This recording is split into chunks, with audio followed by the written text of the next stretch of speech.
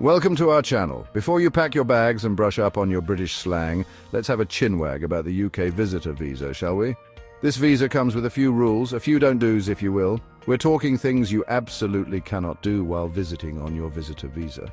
Think of it as those house rules your friend's terribly posh granny has, you know, the ones written on that laminated sheet framed by those little embroidered kittens. You wouldn't want to get on her bad side, would you? Let's dive into these restrictions, shall we? Alright, first things first, work. The UK visitor visa. It's not for rolling up your sleeves and getting down to business. Think of it as a lovely holiday romance. You're just there for a fleeting visit, a whirlwind of sightseeing and scones. Leave the spreadsheets and conference calls at home, darling. You're on a break, just remember, no signing on the dotted line until you've got the proper visa, alright? Now let's talk about hitting the books. The UK visitor visa, it's a tad picky about long-term learning. Short courses, those are perfectly acceptable. Fancy a go at pottery or learning how to bake the perfect Victoria sponge? Go right ahead, but enrolling in a university course longer than 6 months? Hold your horses, love. You'll need a different visa for that. Public funds and benefits, they're a big no-no on a visitor visa. Think of it like this. You wouldn't pop over to your neighbors for a cuppa and then try to nick their Wi-Fi, would you?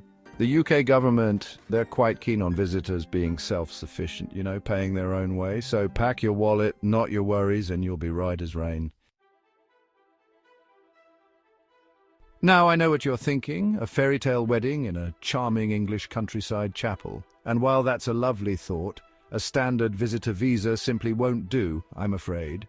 If you're thinking of saying I do with Big Ben as your witness, you'll need to apply for a special kind of visa, a marriage visitor visa.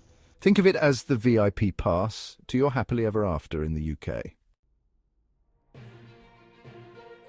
The UK's National Health Service, the NHS, is a wonderful thing, but not quite a free-for-all for visitors.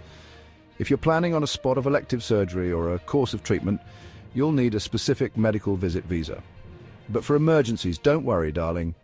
You'll be well looked after.